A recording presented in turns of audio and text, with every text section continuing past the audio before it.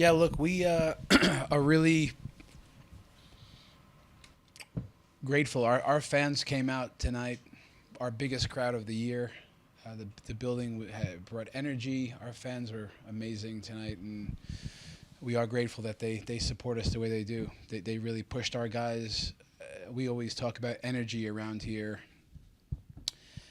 and I think that our fans give our players energy, and we everything we do is try to give our energy to the fans in this back and forth. But that's the first thing. We've challenged our group for consistency and performance that look like us, a team that plays with intensity and real aggression and the whole bit. But that's our third in a row now, fourth out of five, if you include the Charlotte game. So 3 games in a row that we look like a team that's hard to beat, that goes after games, that plays attacking, energetic, entertaining football. And quite honestly, we probably did enough to get the win tonight. We score a goal. The whistle's blown. We're not sure that's a foul. I don't think it is, but Porig had called the league last week and talked about some of this stuff and some of the calls. But tonight it looked like that Hoffa did enough in a clean way to earn that goal, which would have been great. So, but I'm mostly proud of the way our team went after it tonight.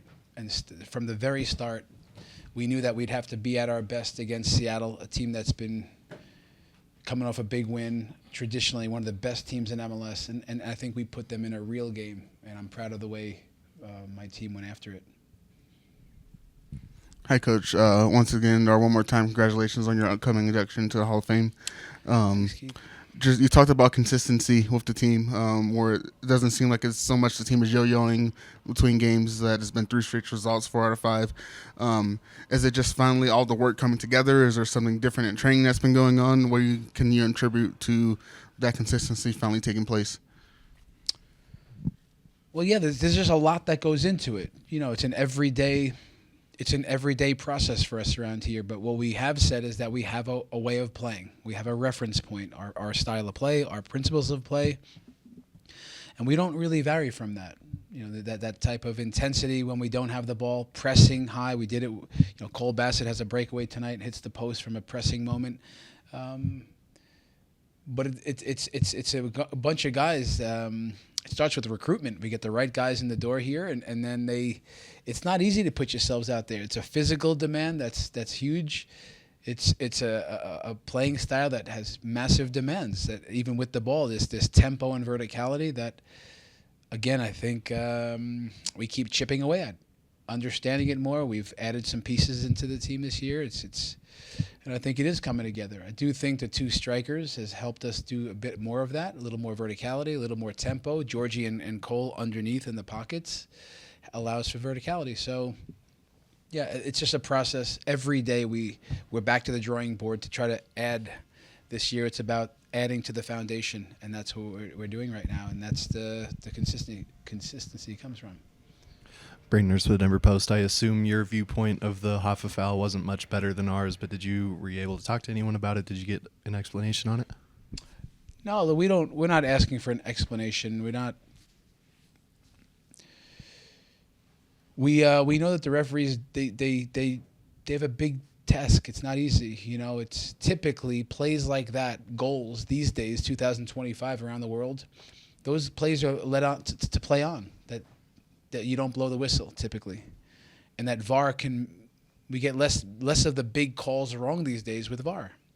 But once you blow the whistle, I think it removes it. It can't even be looked at. At least that's how I understand it. So no, I wasn't asking for explanations. I said to the referee after, like, listen, maybe it's the whistle comes a little premature. That's it. I'm not after the crying over spilt milk here. So. The worst part about it is our fans could leave with the points, and our guys can get reward. The biggest reward, maybe sole possession of second place if we get all those points. Throughout the season, the team's been really good on set pieces, whether that's Georgie on penalties and free kicks or just the whole team on corner kicks. What are you guys seeing on those plays? Listen, Chris Sharp, our goalkeeper coach, set piece coach, he puts a lot in. This group, this big buy-in with the set pieces and dead ball situations in those moments. When Mihalovic is on the ball, he makes things happen. On the free kick, it's clear that he does. We have a couple of good looks on the corner kicks tonight. Chidozie gets a header, free header. I think Cole Bassett gets a look. So yeah, we said that we've planted the seeds on those things. We've planted the seeds, and we're going to reap the rewards. And they stay after and work on this stuff. And Georgie puts a lot into the free kicks, and even knowing the wall's going to jump tonight, like they're on it. So credit to those guys. Don Pablo Rapids, right? Hey, Coach. You guys have 7 matches coming up in May. How will your depth be tested, and who are you looking for to step up? Yeah, listen, we take it one game at a time, but we like our roster, so I would anticipate. I mean, I'm not looking too far ahead. I know we have a bunch of games in a couple of those Wednesday matches, so we're not running everybody back every time. We have, as you can see, guys like Connor Ronan coming off some of the little setbacks that he had. Wayne Fredericks making some noise. Obviously, we have Kudi Pietro getting himself going. He'll play with the second team tonight and tomorrow and just keep getting going here. So guys like him and we have Kevin and Calvin up the pitch. There's guys all over the place that you saw we would play Jackson Travis at left back tonight.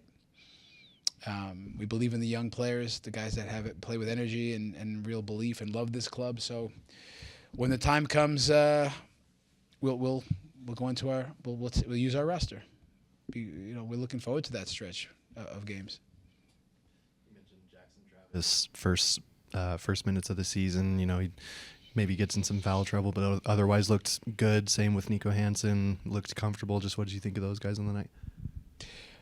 I think Nico Hansen played great. I mean, it's a night. It's not getting shelled with so many shots, which is sometimes tricky because you got to be really good in little moments, even with his distribution, his goal kicks, and with his distribution was long tonight and accurate. And I thought he looked really comfortable in a few decisive moments. Came up big for us. So, anytime these guys get a chance, I'm really excited when they get those moments because they get to show themselves who they are, and he's standing really tall after that game.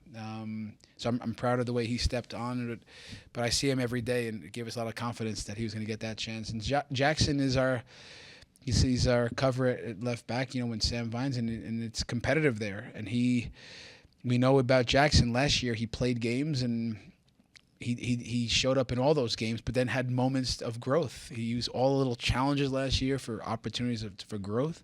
Had a setback with his wrists and his hands, and he's been training well. So nothing he did tonight surprises me. It's why he got the start because he's understands the way we play, commits fully to it, plays with intensity and energy, loves to get forward, and he loves this club. These guys that have come through, they love the club, and we love that about our team. So, yeah, the young guys will get chances with me. Hi, Coach. It's the third game with Kevin Cabral coming off the bench after starting the first few games of the season. Not tough to ask someone who's a starter to come in and then be a sub, but he's come in the last 2 weeks, made big contributions on some big plays. What can you say about his professionalism and his willingness to just be a team player, to do what it takes to have the team to win? Yeah. Kevin Cabral is a team-first guy around here. He's a professional. He comes to work every day and commits fully to the team. He's dangerous. He's quick. He injected some life at the end of the game. He had the winning assist until it wasn't the winning assist. He was the one, I believe, who chipped it into Rafa. He almost gets one where he dribbles around the goalkeeper and has a header that most goalkeepers in the league might not save. So in a short span of time, he looked dangerous, and that's good for Kevin. It's good for it's good for the team. It's good for his confidence, and I think he did a nice job off the bench. And listen, when we decided to go to 2 strikers, Yappies are the number 9. So I think it's a good role for Kevin too, and we have other guys that can play up there. But I think it was a strong night for him. And I wish that goal would have counted because it would have meant that assist would have counted. Coach, this is 3 goals in the last 3 games for Georgie. I believe, 6 goal contributions over the last 5 games. What are you seeing from him each week in training to continue to have that hunger to deliver and perform each week? Yeah, listen, Georgi Mihailovic is one of the most competitive athletes I've been around. It's good that me and him weren't teammates because we might have killed each other. He's so competitive. So if you ask what I'm seeing in him every day, he's a competitor, he's a winner, and he's very, very clear in the final third, which means his ability to slow down in moments and decisive moments, to give the right pass at the right time with the right pace on it, to step up and calm down even on the goal that he scores. He's about to take, but he walks over, he whispers to whoever was up there, steps back, calms. He does have this ability, like the very best players, to figure out the final third. It's why I think that in time he'll continue to be in the conversation for the national team. I think he's got such an ability that this world class talent that he has in the final third. So what I get to see every day is a guy that loves scoring. He'll probably will tell you he loves the assist more, but right now he's getting the goals and he's not going to complain about that. So yeah, we're lucky to have him. We keep challenging him to be more, to do more, to his leadership. He's got more to go, I promise you. But we got a good one in him.